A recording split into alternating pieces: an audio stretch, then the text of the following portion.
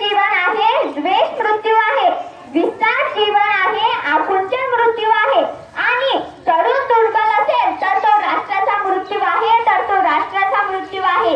हा तेजस्वी संदेश देणारे असामान्य व्यक्ती म्हणजे स्वामी विवेकानंद. त्यांचा आज जन्मदिवस आपण राष्ट्रीय युवा दिन म्हणून साजरा करीत असतो आणि आजही करीत आहोत. स्वामी विवेकानंद यांचा जन्म 12 जानेवारी 1863 रोजी कलकत्ता येथे वडील विश्वनाथ दत्त आणि आई भुवनेश्वरी देवी यांच्या पोटी एक मूल जन्माला आले आणि नाव ठेवण्यात आले नरेंद्र.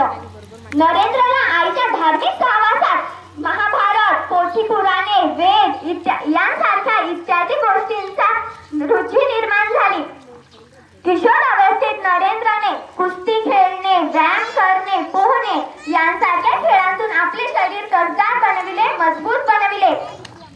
असामान्य प्रतिभा आणि बुद्धिमत्ता लाभलेल्या नरेंद्रने महाविद्यालयात जाऊन तत्वज्ञानाचा अभ्यास केला आणि म्हणूनच या जगात देव आहे की नाही हा मूलभूत प्रश्न त्यांना सतावू लागला. म्हणून ते महाविद्यालयातील प्राध्यापकाच्या सहाय्याने एक दिवस दक्षिणेश्वराच्या मंदिरात जाऊन रामकृष्ण परमहंस यांना भेटले. त्यांची भेट म्हणजे उफाणलेल्या नदीची जणू सागरात भेट झाली. धर्म, राष्ट्र आणि मानवतेच्या हितासाठी आजीवन युद्ध करणारा योद्धा संन्यासी ज्याचे नामकरण झाले स्वामी विवेकानंद.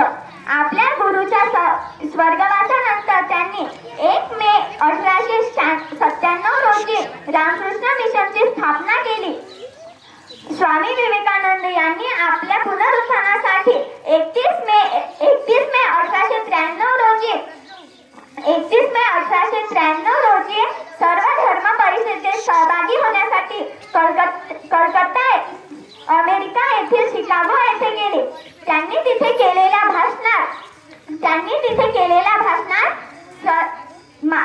धर्म कोणताही असो, सर्व मार्ग हे ईश्वरापर्यंत पोहोचतात हा त्यांचा संदेश भारतीय सहिष्णुतेचा आधार बनला.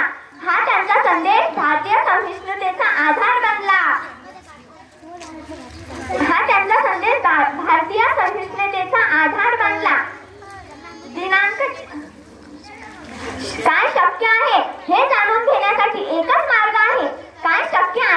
जाणून घेण्यासाठी एकच मार्ग आहे. तो म्हणजे अशक्यतेच्या पलीकडे जाणे.